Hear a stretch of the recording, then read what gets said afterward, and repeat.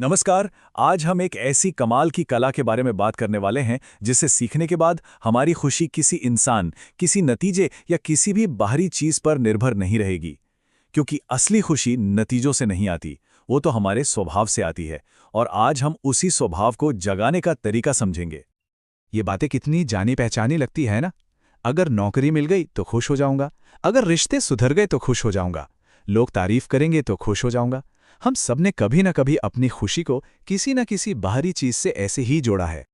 तो फिर सवाल ये है कि खुशी पाने का ये तरीका, ये अप्रोच आखिर बार बार फेल क्यों हो जाता है? इसकी वजह बहुत सीधी है। जो लोग ऐसा सोचते हैं वो असल में कभी खुश नहीं हो पाते। क्यों? क्योंकि वो अपनी खुशी का कंट्रोल किसी और चीज के हाथ में दे देते हैं। तो चलिए इस पूरी सोच को ही बदल देते हैं।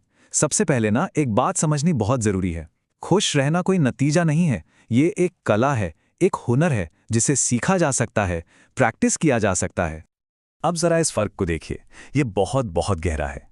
एक तरफ है नतीजा जो बाहरी होता है, हमारे कंट्रोल से पूरी तरह बाहर, वो आता जाता रहता है, टिकता नहीं है। लेकिन दूसरी तरफ है कला, यानी कि एक स्किल।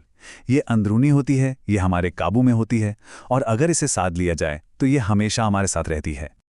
कई बार ऐसा होता है कि लोग हजारों कोशिशें करते हैं, किताबें पढ़ते हैं, बड़े बड़े लेक्चर सुनते हैं, अफर्मेशंस दोहराते हैं, लेकिन फिर भी मोटिवेशन टिकता नहीं। क्यों? क्योंकि ये सारी चीजें बाहर से आती हैं, लेकिन असली ऊर्जा और असली खुशी तो अंदर से निकलती है। तो अगर बाहर से कुछ काम नहीं कर रहा तो इसका सीधा सीधा मतलब है कि अब अंदर जाने का टाइम आ गया है। और अंदर जाकर अपनी खुशी को जगाने का एक बहुत ही सिंपल लेकिन पावरफुल तरीका है SOS मेथड। SOS मेथड, और ये हैं इसके 3 सिंपल से स्टेप्स। रुक जाओ, देखो और बदल दो। याद रखने में बिल्कुल आसान, पर इसका असर बहुत ही गहरा होता है। चलिए इन्हें एक एक करके समझते हैं। पहला स्टेप है स्टॉप, मतलब रुक जाओ। जैसे ही लगे ना कि दिमाग में नेगेटिव विचारों का तूफान उठ रहा है, बस रुक जाइए। सिर्फ 10 सेकंड के लिए भी रुकना काफी होता है। ये उस तूफान को धीमा करने के लिए एक ब्रेक की तरह काम करता है। दूसरा स्टेप है ऑब्जर्व, यानी देखो। रुकने के बाद बस अपने अंदर झांकना है।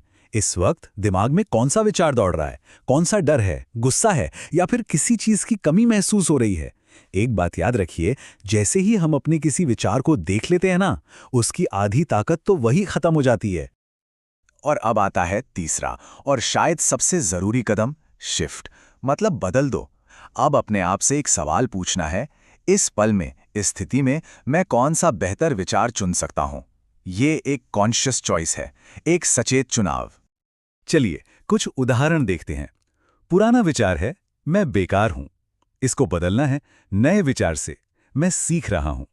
मैं अकेला हूं की जगह सोचना है, मैं खुद के साथ हूं। और मैं फेल हो गया को बदल देना है, मैं आगे बढ़ रहा हूं से। विचारों का यही बदलाव ही असली खुशी का बटन है।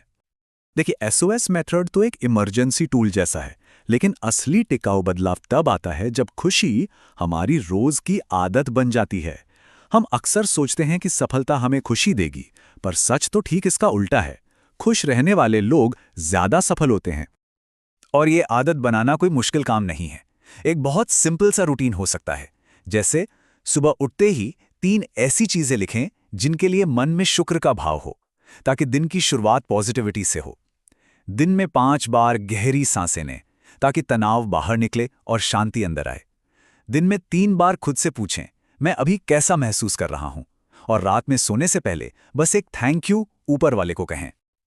और एक बात समझिए, ये सिर्फ कोई फील गुड एक्सरसाइज नहीं है। ये छोटी छोटी आदतें हमारे दिमाग की पूरी केमिस्ट्री को बदल देती हैं। ये हमारे पूरे नर्वस सिस्टम को रीसेट कर देती हैं, और धीरे धीरे शांति और खुशी हमारा नेचुरल स्टेट, हमारा स्वाभाविक स्वभाव बनने लगती है। जब ये अभ्यास लगातार चलता रहता है ना, तो हम सिर्फ खुश नहीं रहते, हम रिजिलिएंट बन जाते हैं। मतलब इतने मजबूत कि जिंदगी के छोटे मोटे तूफान हमें हिला भी नहीं पाते। हम एक ऐसी अवस्था में पहुंच जाते हैं जहां बाहरी घटनाएं हमें तोड़ नहीं सकती। और तब जाकर यह एहसास हमारे अंदर घर कर जाता है, मेरी खुशी किसी चीज पर निर्भर नहीं, मेरी खुशी मेरा स्वभाव है। जो व्यक्ति इस सच को जी लेता है, उसे कोई गिरा नहीं सकता। दुनिया उसे फायदा पहुंचा सकती है, पर नुकसान नहीं पहुंचा सकती। यह बिल्कुल वैसा है जैसे कोई अपने मन का राजा बन जाए। ये एक ऐलान है कि मेरे अंदर की दुनिया का कंट्रोल मेरे हाथ में है। किसी और के हाथ में नहीं। तो चलिए आज से एक वादा करते हैं खुद से कि अपनी खुशी का रिमोट कंट्रोल किसी और के हाथों में नहीं देंगे, क्योंकि खुशी एक निर्णय है और ये निर्णय हमें हर हाल में, हर परिस्थिति में, हर रोज चुनना है। और आखिर में इस एक गहरे विचार को हमेशा याद रखिए, खुश रहना कोई सिचुएशन नहीं है, ये एक पहचान है। ये वो नहीं जो हम कभी कभी महसूस करते हैं, बल्कि ये वो है जो हम असल में बन जाते हैं।